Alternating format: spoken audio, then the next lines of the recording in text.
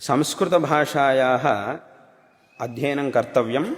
अस्याः एका शैली वर्तते। अनया शैल्या संस्कृतभाषाव्यवहारः कर्तव्यः। तत्र बहवः किं कुर्वन्ति, संस्कारबलेन भाषान्तरे तत्तद्वाक्यानि यथा प्रयुज्यन्ते तथा प्रयुञ्जते। बहवः शब्दाः, बहून् शब्दान् तथा प्रयुञ्जते। संस्कृतभाषाम् अधीत्यापि संस्कृतभाषाशब्दानेव प्रयुञ्जते बहवः, परन्तु प्रयोगशैलिस्तु भाषान्तरे दृष्टा या शैली सा भवति। तथा बहुत्र व्यवहारः, बहुषु जनेषु एतादृशः व्यवहारः अस्माभिः दृष्टः। परन्तु भाषापि शिक्षयितव्या, तत्र भाषाशब्दाः अपि अध्येतव्याः। एवं भाषायाः काचित् शैली वर्तते, तया शैल्या संस्कृतभाषाव्यवहारः कर्तव्यः।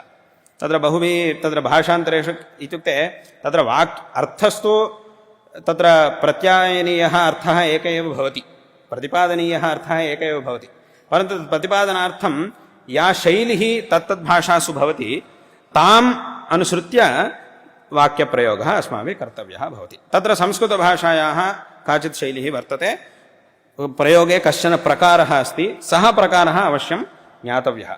तत्र केचन एवं कुर्वन्ति, तत्र कांश्चन शब्दान् जानन्ति, अनन्तरम् इत्युक्ते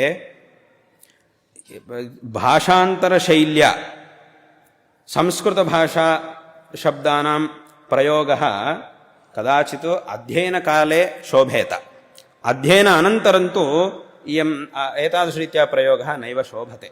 संस्कृतभाषायाः या शैली वर्तते इत्युक्ते, यदि भाषान्तरशैल्या संस्कृतभाषाप्रयोगः क्रियते तर्हि संस्कृतज्ञानां तच्छ्रवणे किञ्चित् अस्वारस्यं भवति मनसि। तत्र कथमेवम् अनेन उच्यते, एवम् उच्यते खलु अनेन इति तत्र मनसि अस्वारस्यं भवति। अतः अस्याः भाषायाः या शैली वर्तते सा अपि अस्माभिः शिक्षयितव्या। तत्र एकम् उदाहरणं वक्तुमिच्छामि। तत्र केनचित् इदम् एकं वाक्यमेव, तत्र किमुक्तमस्ति, मम संस्कृतभाषा नागच्छति इति केनचित् प्रयोगः कृतः। इत्युक्ते अहं संस्कृतं न जानामि इति वक्तव्यं। नागच्छति इति अयमर्थः, यद्यपि आगच्छति नागच्छति इत्ययं संस्कृतशब्दः एव, मम संस्कृतभाषा नागच्छति इति संस्कृतवाक्यमेव तत्, परन्तु अत्र प्रयोगप्रकारस्तु भाषान्तरीयः अस्ति। भाषान्तरे एतदर्थकः धातुः प्रयुज्यते, आगमनार्थकः धातुः भाषान्तरे प्रयुज्यते। संस्कृतभाषायां तु अस्य धातोः प्रयोगः नैव शोभते संस्कृतभाषायाम्। अतः अत्र धात्वन्तरमेव, नाम प्रकारान्तरेण एव प्रयोगः कर्तव्यः।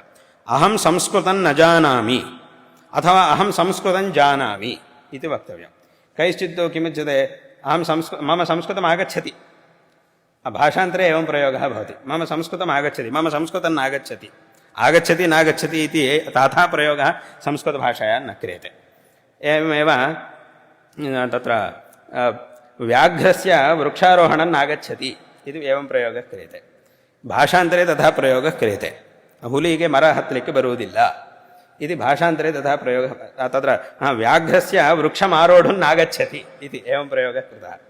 व्याघ्रस्य वृक्षमारोढुं नागच्छति, व्याघ्रಕ್ಕೆ ಮರ ಹತ್ತಲಿಕ್ಕೆ ಬರುವುದಿಲ್ಲ, ಆರೋಢುಂ ಹತ್ತುವುದಕ್ಕೆ ಬರುವುದಿಲ್ಲ, ನಾಗच्छति इति एतादृशः प्रयोगः भाषान्तरे शोभते, परन्तु संस्कृतभाषायाम् अनेन प्रकारेण प्रयोगः न कर्तव्यः। तत्र किं वक्तव्यं, व्याघ्रः वृक्षमारोढुं न शक्नोति इत्येवं। सा व्याघ्रो वा भवतु अन्यः कोऽपि भवतु, व्याघ्रः आरोहति वा न वा तदन्यत्, व्याघ्रो वा भवतु यत्किञ्चिदपि भवतु, यः कोऽपि भवतु, प्रयोगविषये मया उच्यते। प्रयोगप्रकारः कथम् आश्रयितव्यः, कथम् अवगन्तव्यः अस्माभिः इत्यस्मिन् विषये मया उच्यते। अतः संस्कृतभाषायाः काचित् शैली वर्तते, तयैव प्रयोगः कर्तव्यः इत्यपि अस्मिन् विषये सर्वैरपि अवहितैर्भाव्यम्। इत्युक्ते यद्यपि अध्ययनकाले कदाचित् एतादृशानि वाक्यानि अध्येतृमुखात् निस्सरेयुः अध्ययनकाले, परन्तु अध्ययन अनन्तरमपि, इत्युक्ते मया इदं विशेषतः कुतः उच्यते इत्युक्ते, तत्र लोके बहवः अस्माभिः संस्कृताध्ययनं कृतम् इति वदन्ति, परन्तु तेषां वाक्यप्रयोगस्तु एतादृशः दृश्यते। यदा तैः लेखनादिकं वा तत्र भाषणादिकं वा क्रियते तदानीं तेषां शैली प्रकारस्तु वाक्यप्रयोगप्रकारस्तु भाषान्तरसंस्कारानुसारी दृश्यते। अतः तथा मा भूत्। अस्याः यत् वैशिष्ट्यमस्ति तथैव तदनुसृत्यैव अस्याः भाषायाः शब्दाः प्रयोक्तव्याः इत्यस्मिन् विषयेपि सर्वैरपि अवहितैर्भाव्यम्।